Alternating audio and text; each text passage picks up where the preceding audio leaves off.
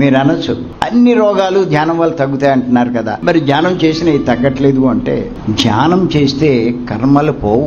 ధ్యానం ద్వారా జ్ఞానం సంపాదిస్తే మీ కర్మలు పోతాయి.